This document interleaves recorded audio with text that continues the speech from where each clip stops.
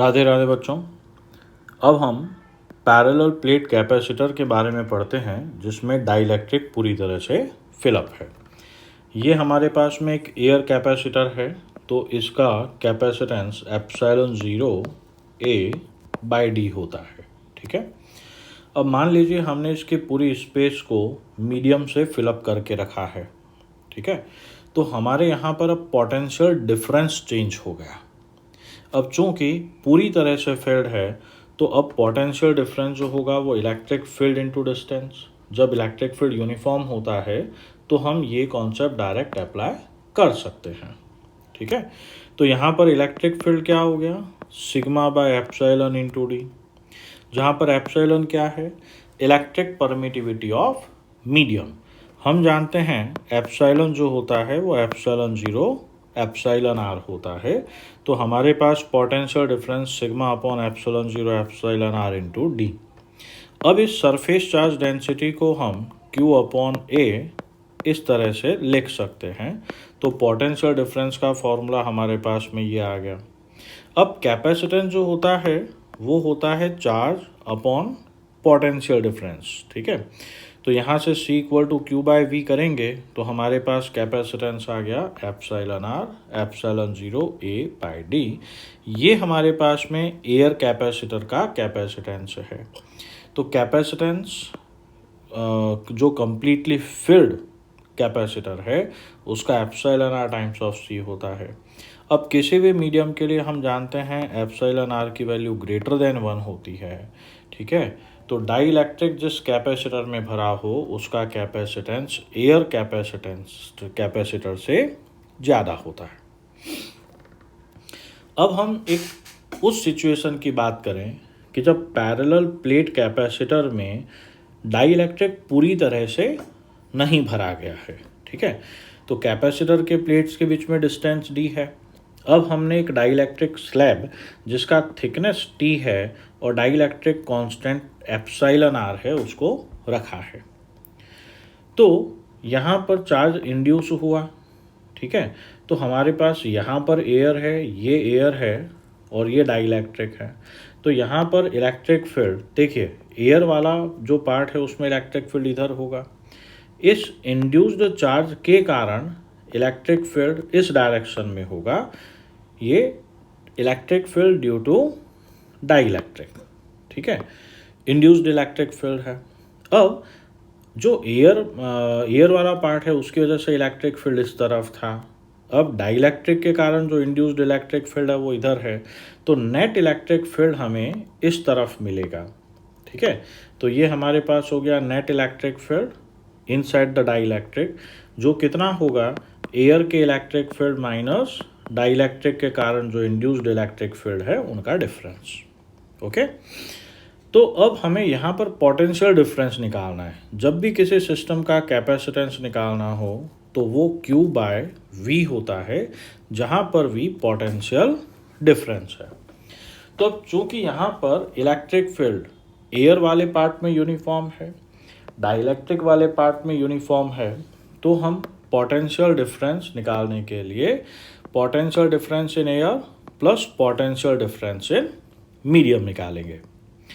तो एयर में potential difference electric field in air into वो डिस्टेंस जिसमें कि एयर है तो वो D-T है। इसी तरह से मीडियम में potential difference electric field in medium multiplied by distance जिसमें वो इलेक्ट्रिक फील्ड अवेलेबल है। अब इलेक्ट्रिक फील्ड का फॉर्मूला सिग्मा अपॉन एप्सिलॉन 0, ये तो एयर वाला पार्ट हुआ। मीडियम में सिग्मा बाय एप्सिलॉन आएगा और हम जानते हैं कि एप्सिलॉन जो होता है एप्सिलॉन 0 एप्सिलॉन आर होता है। तो इलेक्ट्रिक फील्ड की वैल्यू सब्स्टिट्यूट करने पर हमारे पास ये एक्सप्रेशन आया। अब इस पूरे में से देखिए सिग्मा को हम क्या लिख सकते हैं, Q/A। तो दोनों एक्सप्रेशन में इसको सब्स्टिट्यूट कर दिया तो सिग्मा की जगह पर Q/A एप्सिलॉन 0, यहाँ पर भी सिग्मा की जगह पर Q/A। ठीक है। इस पूरे में से Q upon A epsilon 0 common आ गया तो हमारे पास जब Q upon A epsilon 0 common आएगा D-T प्लस T/एप्सिलॉन आर। ओके, ये पोटेंशियल डिफरेंस आ गया। तो हमारे पास पोटेंशियल डिफरेंस का एक्सप्रेशन ये है। अब कैपेसिटेंस जो होता है वो होता है C = Q/V। तो ये Q है, V यहाँ पर है, V नीचे आएगा तो एप्सिलॉन 0 ये ऊपर जाएगा और ये पूरा एक्सप्रेशन डिनोमिनेटर में इस तरह से, ठीक है। तो ये वाला कैपेसिटेंस कब है? ये वाला कैपेसिटेंस कब है? जब कैपेसिटर पूरी तरह से डाइलेक्ट्रिक से भरा हो। और ये वाला कब है? जब कैपेसिटर पार्शियली फिलअप हो। अब इसके कुछ अलग केसेस होते हैं, हम उनको समझ लें। अगर पूरा का पूरा कैपेसिटर भरा हो तो उस सिचुएशन में क्या होगा?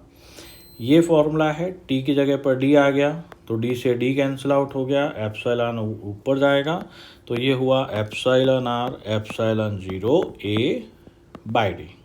ओके, तो ये हमारा पहले वाला ही आ गया। अब दूसरा लेते हैं कि जो ये थिकनेस भरा हुआ है, ये जो स्लैब है वो मेटल है और कंप्लीटली फिल्ड नहीं है, एक छोटा सा स्लैब है। तो हमने क्या किया, एक मेटल स्लैब इंट्रोड्यूस किया है जो कि प्लेट्स के पैरेलल है। अब चूंकि ये मेटल है, समझना, तो इसमें इंड्यूस्ड चार्ज का अमाउंट इतना होगा कि इंड्यूस्ड डाई इलेक्ट्रिक फील्ड है ना, एयर वाले फील्ड के बराबर हो गया। तो हमें कंडक्टर के अंदर नेट इलेक्ट्रिक फील्ड 0 मिलेगा, ठीक है। तो अब यहाँ पे ये वाला पार्ट तो 0 हो गया, तो हमारे पास में क्या आ गया बेटा? Epsilon 0 A/D-T। अब इसको कंपेयर करें इस वाले पार्ट से, तो देखिए ये एयर कैपेसिटर था। अब जब इस फ्रैक्शन में डिनोमिनेटर कम कर दिया जाए तो सीधी सी बात है, फ्रैक्शन बढ़ जाता है। तो इसका मतलब अगर कैपेसिटर की प्लेट्स के बीच में एक मेटल स्लैब प्लेट्स के पैरेलल डाल देते हैं तो भी कैपेसिटेंस बढ़ता है। अब आगे बात करें, अभी भी हम मेटल स्लैब डाल रहे हैं लेकिन उसकी थिकनेस बहुत कम कर रहे हैं। तो इसका मतलब T टेंड्स टू 0। तो उस केस में क्या होगा? हमारे पास ये वाला पार्ट खत्म। तो मेटल स्लैब या सीट कहा जाए जिसकी थिकनेस बहुत कम है, अगर वो प्लेट्स के पैरेलल डालें तो भी कोई फर्क नहीं पड़ता, एयर कैपेसिटर जैसा ही बिहेव करेगा। लेकिन अगर इस स्लैब को थोड़ा सा स्लेंटेड कर दें, कुछ इस तरह से कर दें कि ये मेटल सीट जो है दोनों प्लेट्स को टच कर रही है, तो उस केस में क्या होगा? जब किन्हीं दो कंडक्टर को एक कंडक्टिंग वायर से ऐड कर दें तो दोनों सेम पोटेंशियल पे आ जाते हैं बेटा। तो सेम पोटेंशियल पे आने के कारण उनका पोटेंशियल डिफरेंस क्या हो गया? Both the plates be at same potential, potential difference जो है वो 0 हो गया, तो कैपेसिटेंस इनफाइनाइट, ठीक है।